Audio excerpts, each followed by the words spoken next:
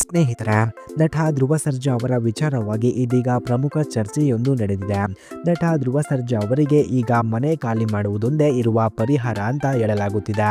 ಹಾಗೆ hats off to you sir, ಯಾರು ಮಾಡೋಕ್ಕಾಗಲ್ಲ ನಿಮ್ಮ ಥರ ತಾಳ್ಮೆಯಿಂದ ಇರೋ ಸಾಧನೆ ಅಂತೆಲ್ಲ ಹೇಳಲಾಗ್ತಿದೆ. ಇಷ್ಟಕ್ಕೂ ಧ್ರುವ ಸರ್ಜಾ ಅವರಿಗೆ ಎದುರಾಗಿರುವ ಸಮಸ್ಯೆ ಏನು, ಯಾಕೆ ಈ ರೀತಿಯ ಚರ್ಚೆಗಳು ನಡೆಯುತ್ತಿದೆ ಎನ್ನುವ ವಿವರ ಇಲ್ಲಿದೆ. ನಟ ಧ್ರುವ ಸರ್ಜಾ ಅವರಿಗಾಗಿ ಅವರ ಅಭಿಮಾನಿಗಳು ಅವರ ಮನೆ ಮುಂದೆ ಬಂದು ಪ್ರತಿ ವಾರವೂ ಹೊಸ ಹಾಡುಗಳನ್ನು ಹಾಡುವುದು, ಹೊಸ ಡೈಲಾಗ್ ಹೊಡೆಯುವುದು ಫೇಮಸ್ ಆಗುತ್ತಿದೆ.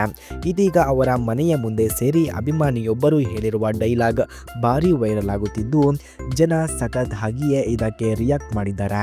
ಹಾಗೆ ಇಲ್ಲಿ ಒಬ್ಬರು ಸಾವಿರ ಮಾತಾಡಲಿ, ಅಣ್ಣ ಏನಂತ ಅಣ್ಣನ ಪ್ರೀತಿಸೋರಿಗೆ ಗೊತ್ತು ಎಂದು ತಿಳಿಸಿದ್ದಾರೆ.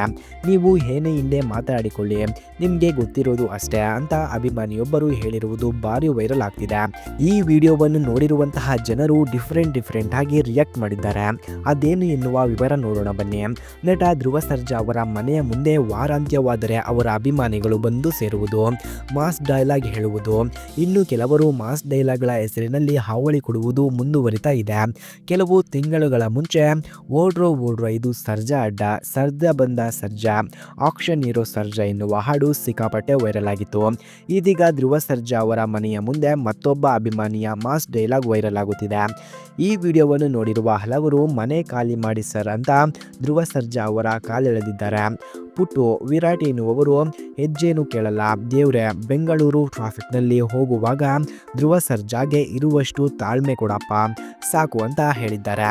ಇನ್ನು ಕೆಲವರು ಯಾರು ಏನೇ ಮಾಡಿದರೂ ಓಡ್ರೋ ಎನ್ನುವ ಹಾಡನ್ನು ಬೀಟ್ ಮಾಡೋಕೆ ಆಗಲ್ಲ ಅಂತ ಹೇಳ್ತಿದ್ದಾರೆ.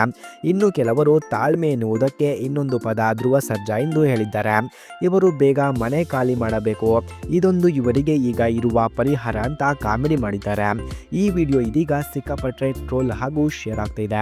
ಸೊ ಫ್ರೆಂಡ್ಸ್, ಈ ಮಾಹಿತಿ ನಿಮಗೆ ಇಷ್ಟವಾಗಿದ್ದರೆ ಈ ವಿಡಿಯೋಗೆ ಒಂದು ಲೈಕ್ ಮಾಡಿ. ಹಾಗೆ ಇದೇ ರೀತಿ ಇನ್ನಷ್ಟು ಇನ್ಫಾರ್ಮೇಷನ್ಗಳಿಗಾಗಿ ನಮ್ಮ ಚಾನಲನ್ನು ಸಬ್ಸ್ಕ್ರೈಬ್ ಮಾಡಿಕೊಳ್ಳಿ. ಧನ್ಯವಾದಗಳು.